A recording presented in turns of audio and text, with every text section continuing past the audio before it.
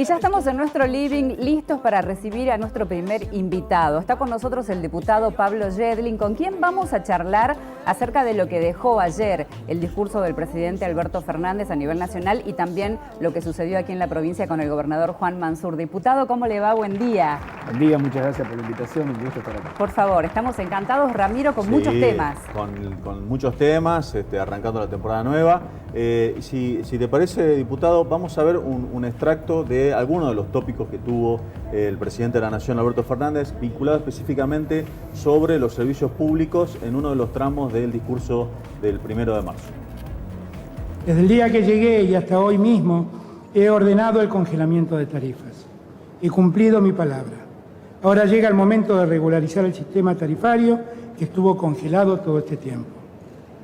He dicho una y mil veces que las tarifas deben corresponderse con las necesidades y capacidades de nuestra gente. Mi objetivo final es poder lograr tarifas diferenciales según la capacidad patrimonial de quien recibe el servicio. El propósito último es que los subsidios del Estado solo amparen a los que lo requieren. Las tarifas deben ser justas, razonables y asequibles. Permitir la sustentabilidad productiva y la justicia distributiva.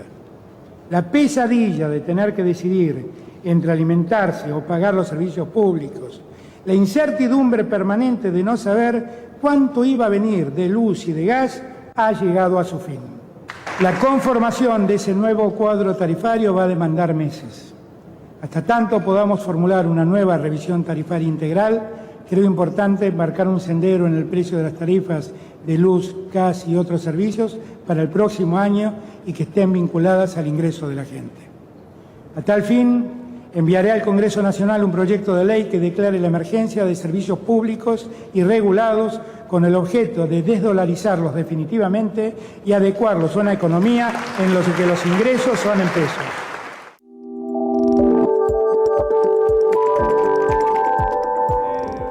Ahí veíamos un extracto, diputado, sobre lo que el presidente decía, clarísimo, ¿no? Desdolarizar las tarifas. Claro, en un país en donde todos ganamos en pesos, en donde el dólar realmente se ha puesto como un valor que a veces ha superado al valor inflacionario, me parece que las tarifas, que son un derecho en realidad de todos los ciudadanos y una necesidad para la producción, para el trabajo, me parece que el Estado en ese sentido tiene que estar. Y me parece importante también el hecho de que los subsidios sean digamos, de alguna manera en relación a la posibilidad de pago de la gente. Entonces, aquellos que no pueden pagar, paguen menos, pero también que las provincias paguemos más o menos parecido. O sea, la idea es que este cuadro tarifario no haga que nosotros en Tucumán paguemos más caro el gas, más cara la luz, que lo que se paga en la ciudad de Buenos Aires. Me parece que ese es un paso importantísimo también en el tema del cuadro tarifario que se viene para futuro. Por supuesto. Si les parece, vamos a sumar a la charla qué es lo que está pensando desde el Ministerio de Economía,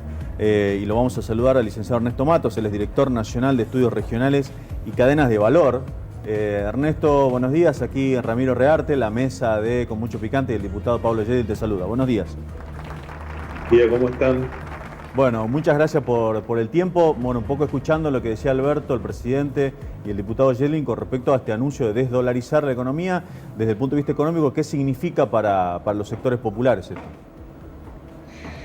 Bueno, es fundamental porque justamente como decía el diputado, en muchos casos la producción y en muchos casos las producciones regionales que requieren de un estímulo, hay que reorganizarlo en función de lo que se genera. La riqueza está medida en pesos y obviamente los ingresos de los asalariados es en pesos y obviamente no nos olvidemos de los trabajadores informales también. Y si lo vemos por sectores económicos, obviamente uno de los sectores con mayor informalidad es el sector agropecuario. Entonces hay que empezar a trabajar junto a estos sectores para buscar primero reordenar el tema de los subsidios, formalizar a la mayor cantidad de trabajadores, que eso también permitiría ampliar la recaudación, y en esa dirección me parece que el gobierno está tratando de empezar a desdolarizar la economía, que si nos ponemos a pensar, muchos de estos ingresos que se generarían en puestos de trabajo tienen que empezar a ahorrar en pesos. Claro. Y ese me parece que es el horizonte que se está trazando el gobierno. Con respecto, Ernesto, a lo que un poco se decía tanto en las aperturas de los gobernadores, como en el caso de Tucumán, como el caso de Axel también Kicillof en provincia de Buenos Aires, hay un fuerte apoyo de Nación hacia las provincias, específicamente sobre el tema tarifario, ¿no? Sí, hay que recordar que en muchos casos la Nación transfiere a las provincias y las provincias, dado su carácter federal y autónomo, deciden cómo se administran cada uno de estos subsidios cruzados. Y obviamente todos sabemos que más o menos el 50% de la industria está en la provincia de Buenos Aires, es una de las principales provincias y obviamente donde está asentada la industria. Pero eso no quiere decir que no haya industria en las regiones. Entonces me parece que ahí el trabajo de pensar una Argentina federal es para sacar un foco que está a veces puesto en la región centro y hay que empezar a pensar los temas pendientes. Todavía hay que terminar el gasoducto del NOA, hay que conectar a través de internet a muchas de las provincias que todavía falta que mejoren la conectividad. Claro. Y que obviamente la pandemia aceleró un poco el acercamiento, pero hay que pensar a futuro una mayor conectividad a través de los satélites también que se están utilizando para las distintas emergencias agropecuarias en las provincias y que nos permite tener un mayor detalle de los territorios afectados. Además, un punto muy importante fuera de la desvalorización de los servicios públicos tiene que ver con lo que fue la herencia realmente recibida por parte del gobierno de Alberto Fernández y de Cristina con la gestión de la toma de deuda que tuvo el gobierno de Macri, ¿no? Sí, ahí, a ver, 45.000 millones de dólares fueron puestos a la campaña del anterior presidente de la Nación, en un país que cuando cerró el 2019, esto está medido por la FAO, se puede bajar el informe de inseguridad alimentaria que publica la FAO todos los años. La Argentina en 2019 tuvo un saldo de 9 millones de personas con problemas de alimentación. Esto quiere decir que tuvieron inseguridad grave y moderada. La grave es la persona que tal vez no come varios días. La moderada es aquella persona que comiendo un día no sabe si va a comer al otro día. Bueno, esa es la Argentina que recibimos en diciembre de 2019, 9 millones de personas con problemas de alimentación y obviamente un desempleo que crecía, una pobreza que crecía, y eso hay que verlo en perspectiva de las medidas que se tomaron. Bajar los impuestos a los sectores de mayores ingresos generalmente no es la solución. Entonces hay que ir en un esquema progresivo, como lo vino planteando el interventor de Energas, que según los datos que ellos tienen, más de 3 millones de personas fueron el saldo de pobres energéticos del periodo 2016-2019. Claro.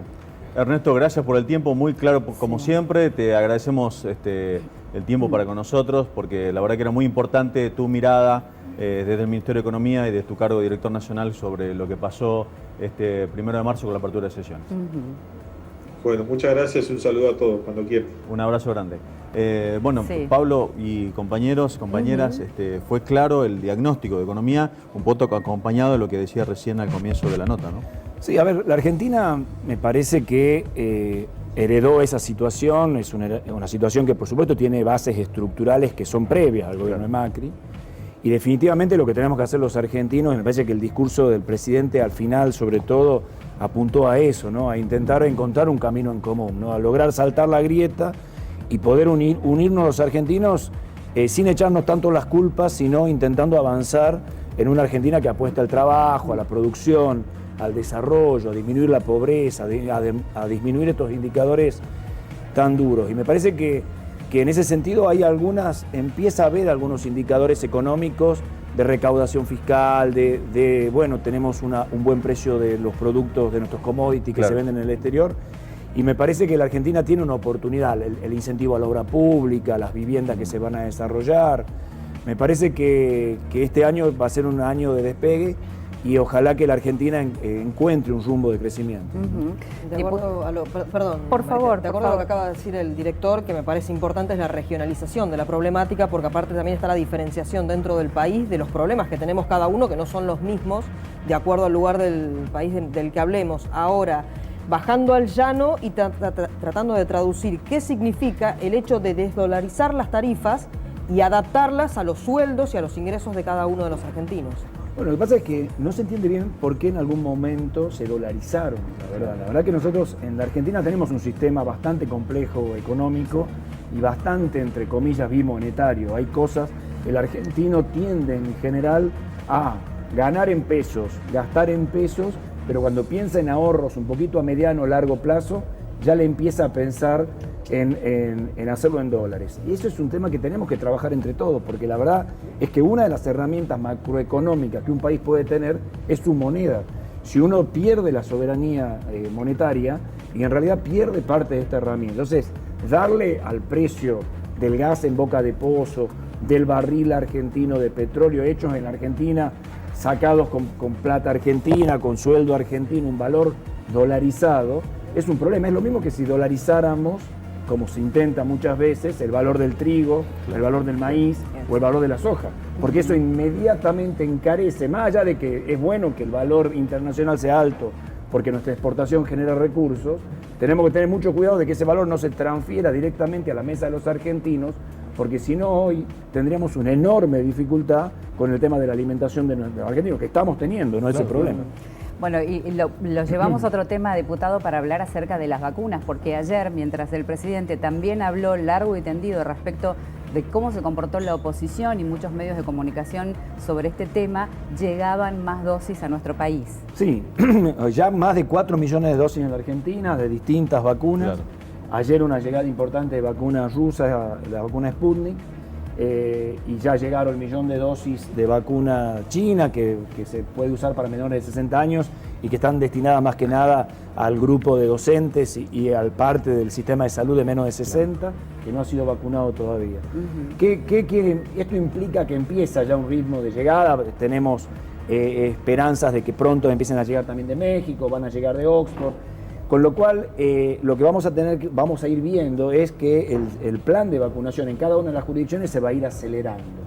Que eso es muy bueno, porque lo que nosotros necesitamos hacer es llegar antes de la segunda ola a tener a los mayores de 65 años, en Tucumán son 300.000 tucumanos vacunados. O sea que cuando a nosotros nos llegan 10.000 dosis, 20.000, nosotros 60.000 dosis habían llegado hasta la última vez en el registro y se han colocado, decía hoy la doctora Chala, cerca del 80% de estas.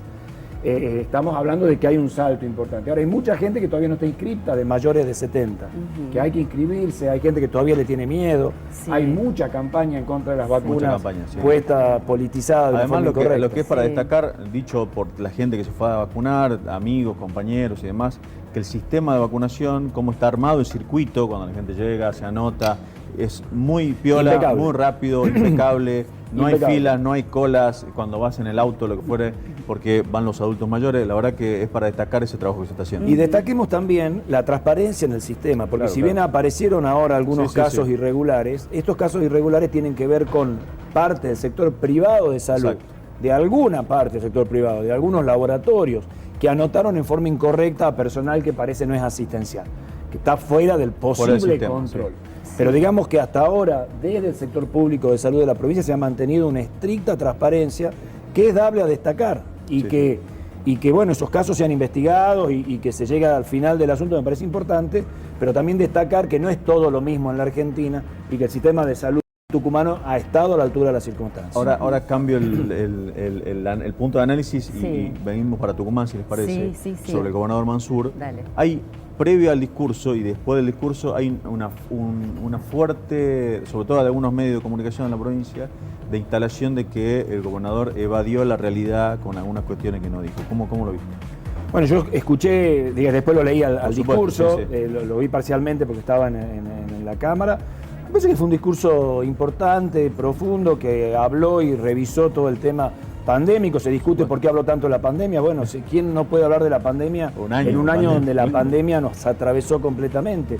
Nada de este año se puede explicar sin tener en relación o relativo a la pandemia. Aparte que proyectar si tuvimos el año pasado de esa forma, ¿no? Obviamente que la seguridad también le preocupa, digo porque hay alguno no mencionó la palabra inseguridad, pero sí mencionó la palabra seguridad. Me parece que optó por la positiva en una problemática que desde ya le preocupa al gobernador y le preocupa al gobierno de la provincia. Sí, bueno, y el gobernador también habló acerca de la oportunidad de salir de donde estamos y de avanzar hacia el futuro. ¿Qué proyecciones ve usted en este sentido, diputado? Y nosotros tenemos que construir en el país un país que genere riqueza, que genere desarrollo y trabajo. En ese sentido, Tucumán tiene algunas potencialidades de transformarse en el nodo logístico del NOA, la estación multimodal de carga para el tema ferroviario, el Belgrano Cargas, nuestro aeropuerto, las autopistas que debemos construir, todo lo que es el corredor bioceánico. Tucumán como productor de muchísimas, más de 150 productos que se exportan a 160 países del mundo, pero también como el nodo logístico de toda la región del nodo. Ese es el futuro de la provincia de Tucumán, y en ese futuro, como centro cultural, educativo, universitario y logístico, es que Tucumán se impone con una mirada nacional e internacional y regional. A mí me parece que esa es la mirada que tenemos que tener de Tucumán, con confianza en una provincia que va a salir adelante, porque tiene las capacidades, sobre todo las más importantes, que son el excelente recurso humano que tiene la provincia. Perfecto. Diputado, quizá una de las mayores incógnitas y preocupaciones en este momento de un sector profesional del sector público tiene que ver con la vacunación docente, de acuerdo a que han iniciado las clases en esta semana, y termina siendo uno de los grandes temores para que no se termine diseminando y complicando nuevamente la situación sanitaria de la provincia. ¿Cuándo se presume que gran parte de los docentes en la provincia puedan llegar a estar vacunados? Bueno, a ver, yo entiendo que las vacunas chinas, que son las que están destinadas más que nada a ellos, porque básicamente no están autorizadas por ahora, mayores de 60 años, van a estar llegando en estos días a la provincia, si es que no han llegado ya, y el Ministerio de Salud está organizando esa vacunación. En realidad es una vacunación que debiera no demorarnos tanto, no es tanto. Todo el Ministerio de Salud, yo sé que pública, digamos, de educación pública, son cerca de 50.000 empleados. Obviamente la educación privada tiene sus docentes también, y que hay que vacunar también. La verdad es que en el mundo los contagios entre docentes, alumnos y la propagación de la enfermedad a través de las escuelas no es un tema que se haya dado con tanta frecuencia. Sí es verdad que en algunos lugares han tenido que suspenderse clases por brotes particulares. En líneas generales, el mundo a lo largo del año pasado ha tenido clases presenciales, a pesar de la pandemia. Con lo cual a mí me parece que lo más importante es resaltar, por supuesto, que el trabajo de nuestros docentes a lo largo de un año en donde el trabajo remoto ha sido muy, muy laborioso, pero la necesidad de la presencialidad educativa en la Argentina es innegable. Así que me parece que acá lo que tenemos que hacer es mantener los protocolos, cuidar el distanciamiento social, usar el barbijo. Si eso se mantiene, la verdad, el riesgo es mínimo. Y además, poder vacunar a los docentes y además ofrecerles el testeo gratuito y obligatorio para aquellos pacientes sintomáticos. Me parece que con eso vamos a andar muy bien, no vamos a tener problemas por las clases. Esperemos que así sea. Te tocó inaugurar el programa y lo felicito. Se lo vio muy cómodo. Quinto año y cada vez mejor. Lo felicito a todos. Qué bueno. Gracias, diputado, por su presencia. Gracias a ustedes.